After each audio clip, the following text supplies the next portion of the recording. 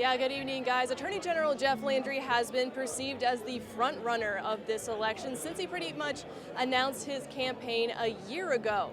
Now, he has had a lot of controversy around him throughout this campaign season because he's only partaken in one of the televised debates, only a handful of the forums. A lot of his fellow opponents have been frustrated with this without being able to challenge him on his policies, but it seems to be working for him. Throughout many of the polls that we've seen, Landry has been polling into 40%, and that's what we're starting to see as these numbers start to roll in. But something to remember is that those absentee ballots are counted early, and a lot of early votes as well.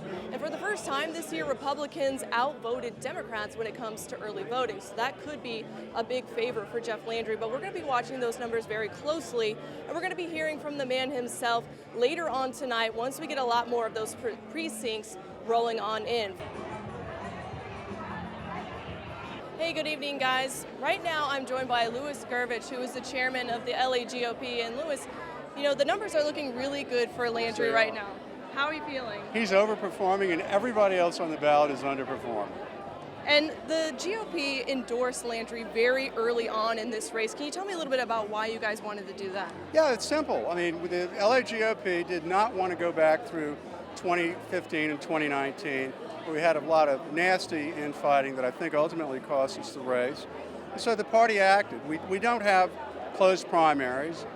We don't have, couldn't do a convention. So we did it in our customary way. It was a very simple matter to get the majority, a big majority vote for Jeff. I think he was the party favorite all along. And subsequent events have shown that this is the right choice. Jeff is a fierce campaigner. We're going to need the state needs a lot of help. We're losing population. Businesses aren't doing well. We're behind every other southern state. Jeff has a plan. He's going to do the turnaround that the state's needed. We've lost 8 years. The cost of government has doubled. We've got to turn that around. We've got to make things start working. Jeff's going to be able to do it.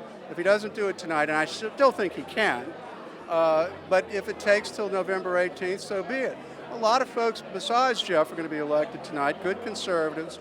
I think the state will be in a new direction, one for the better, and everybody, high and low, whatever socioeconomic level you're in Louisiana right now, you're going to be the better when Jeff Landry is your governor.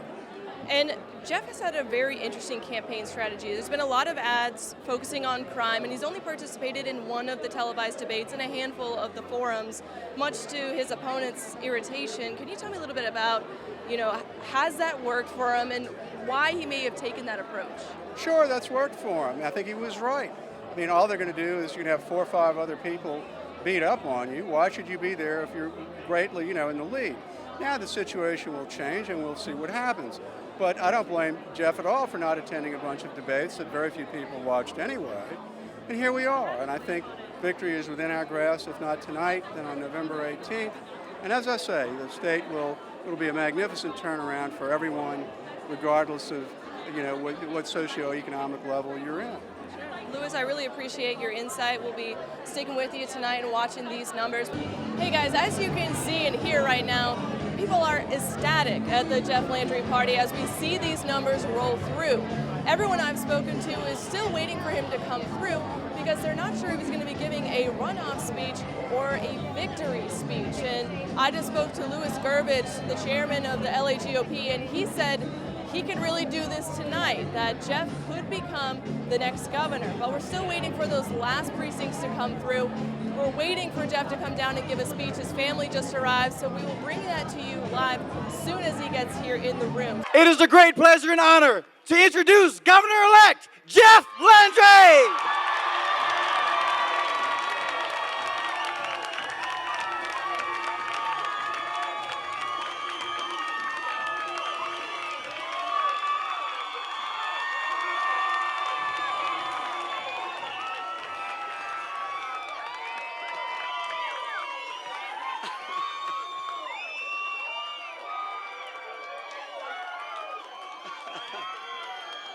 All right.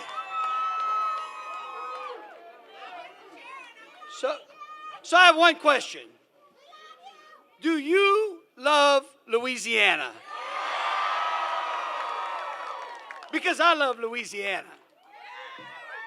I want to tell you, I want to bring you back just a little bit. I want to let you know, when I was young, and I know my father's here, and he probably won't remember this, but he gave me a book when I was a young teenager, and it was kind of odd because most of the books that were shoved to me came from my mom. But he gave me a book about the Acadians. He gave me a book about the Cajuns, and when you open the preface of that book and explained the 300 years that the Acadians were here in Louisiana, it said that there were three tenets that the Cajun people live by. And it was God, and it was family, and it was country. But I don't believe that those tenets just belong to the Cajuns. They belong to everyone in Louisiana. Because Louisiana people are people of deep faith. In fact, we've got over 7,000 houses of worship in a state of only 4.5 million people.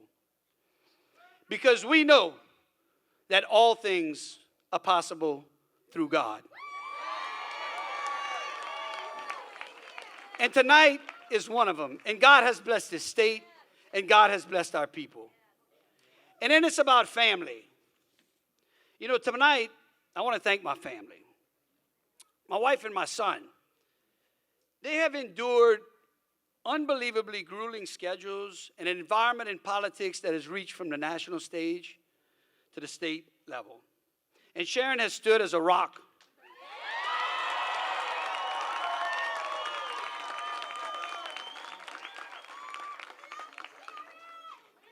She has been our compass, and she has been our rudder in sometimes a chaotic sea. And JT, he has spent his entire childhood with us serving the people of this state.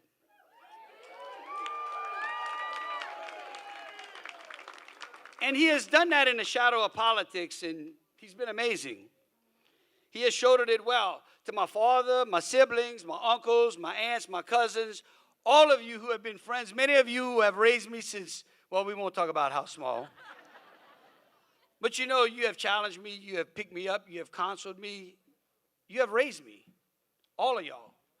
As I look across this crowd and I see those faces, and I think from childhood all the way through, y'all are a part of me. And you know what? This state is my family. And we are going to work to fix this state.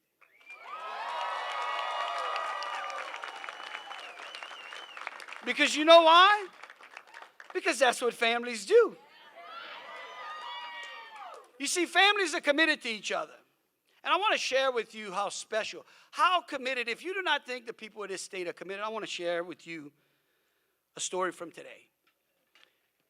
Today, a childhood friend of mine, a man who is like a brother, who has been a paraplegic for over 30-something years, who has been bedridden for months, called his mom and he said, "You get me out of that bed. You get me in my chair because I'm going to vote." He could have voted by mail. He could have done that. But he got in a chair and he went down to that polling place and he said, "I want to vote because I want to vote for my state because I love my state." And that's the commitment. And let me tell you something. That is the commitment we have to you.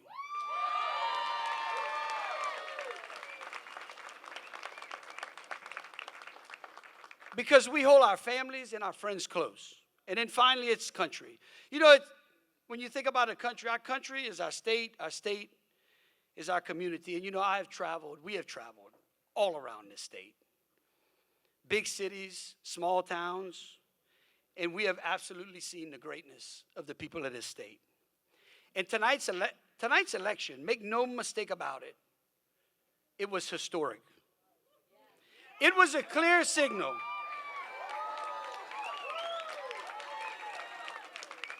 Tonight's election says that our state is united, and it's a wake-up call.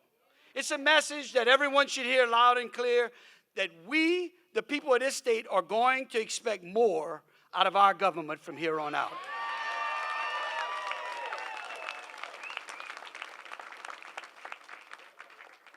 And I'm not joking when I say we. I mean, there are so many people out there, so many of you who are all a part of this.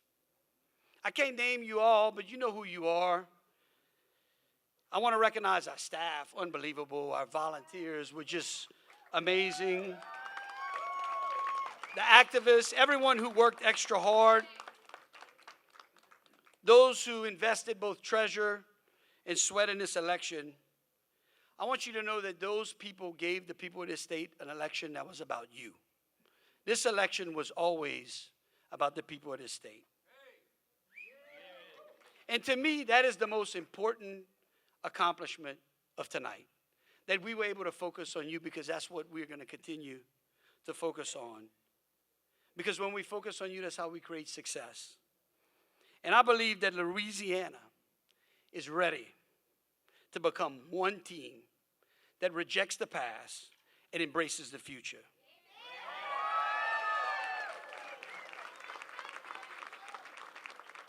And I'm going to close with this. I have said from the beginning that our state is blessed with the most hardworking, courageous, fun-loving, wonderful people in the world. We care about our values. We're strong in faith. We care about our friends, our family, and our community. And now it's time. Because listen, the journey's not over. Y'all can party tonight. But we got a lot to do, okay? So have fun. Because now we're going to start putting smiles on the people of this state. Where we're going to stay. Living in Louisiana is easy, and bringing people here is more. God bless you. Let's have a great time. This is your victory. Thank you so very much. I love you. We love you all. Thank you so very much.